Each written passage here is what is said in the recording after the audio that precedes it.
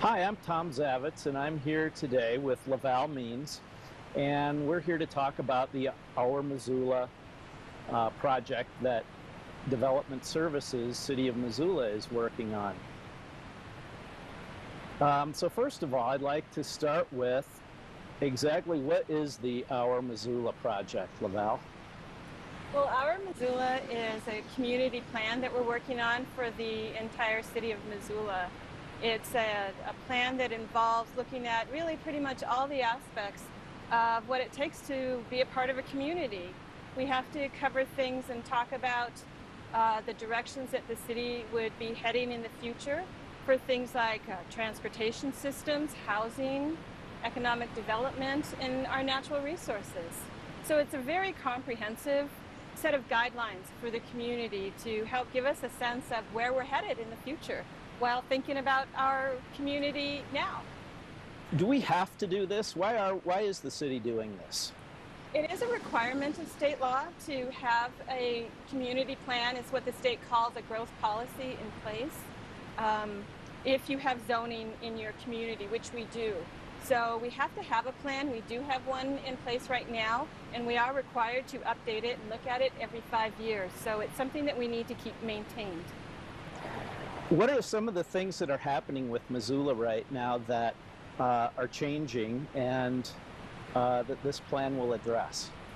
Well, for the last few months while we've been starting this plan, we've been around the community talking with people about what they think we need to be addressing in Missoula. And some of the things we hear from people in terms of what is changing is, how do we plan for new jobs and better paying jobs in our community?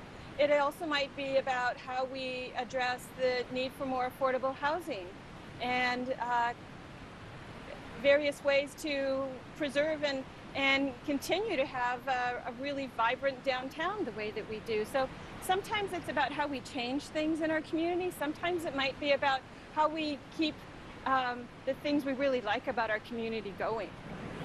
Let me talk to you about this sort of sub-project that you have going called Mapping Missoula's Assets.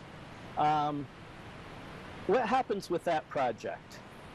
Well, what we're doing is we're partnering with the Sonoran Institute on a component of our growth policy project called the Missoula Assets Mapping. And that is through their initiative called Community Builders. And what they're going to do is help us take the idea of our assets around our community, or our treasures, if you will, and associate them with places in our community. So for the last few months, we've been talking with community members in various small groups and around town about what are our values in our community. And what this is going to do is allow us to ask the question about our important treasures and where are they, so we can start thinking about the visual components of our community, the special places in our community, and then map them in a layered kind of way so that we can get a sense of what are our highest value places, what are some of the places that are still valued, but maybe they not as high value because those things aren't overlapping together quite as much, but still need some help, some assistance. So we might want to think about how that plays out in our land use mapping. So an example that the Sonoran has done. Yeah, you keep saying mapping, so do you have an example? And I think you do. Yeah, let me show you one of the examples that the Sonoran has worked with another community on to give you an idea of what we mean by asset mapping. What they did in a place in Colorado is, and of course this is where there's a lot more natural resources that they were asking the questions about assets and mapping. What they did is that they created what they called a heat map, and it gave you a sense for the public in general, which are the places that are higher valued assets and where are the areas with moderate valued assets and where are the areas with moderate to high. And the deeper color is the places with the higher visual and higher land assets. So we want to do something similar to that in Missoula. And we are starting on this community process asking people to weigh in on what are those assets and where are they. And then we're going to layer those all together in various different themes maybe. And then we'll start to see where the higher asset areas will show up with a deeper color. And then the lower ones with the lighter color, and so on. And that what that'll look like is, maybe for us, it helps to tell us about areas that might need more assistance because they're not identified at all. Like in this example, part of the community not identified with those assets at all. And that will mean, maybe that means we come back in and we look at, well, what can we do to provide greater value in that particular area? Okay, so this is sort of a sub-project that's going along with the growth policy project. So how exactly will it fit into the growth policy project? Will there be some decision makers using this map that you produce at some point during this process? I think it could help the process in a few different ways. It can help the growth policy project by being more information that informs our focus groups when they're working on developing the goals and objectives for the plan. It can also help to identify areas around our community when we're thinking about our land use components, so that we get a sense of, are there some areas where we need to recommend some changes to land use because of what we hear in this asset mapping process? And even as a document in and of itself, it could be useful information for our electeds. Okay, so what you've got me thinking is, so what does this mean on the ground? Can you give me an example of maybe something that, some kind of project that the city might undertake or has undertaken as a result of a process like this? Well, an example could be the river itself, actually, because we've heard around town and in some of our earlier listening sessions that people feel that the Clark Fork River is really an asset through our community. And now you ID that as a higher valued color on the map, and maybe it's coupled with a lot of other things, like the Caras Park and the downtown in itself, and our vegetation, and Brennan's Wave right here. And so you see all those things coupled together, it's going to create a darker color on the map, a higher value asset. So that becomes information for our focus groups, and they wonder, well, why is that a higher value asset? So it might be ways that we say, well, great, let's just keep doing what we're doing now. This is working really well. The community loves it. It's bringing community interest to the downtown area. It's supporting new economic development when they have activities here.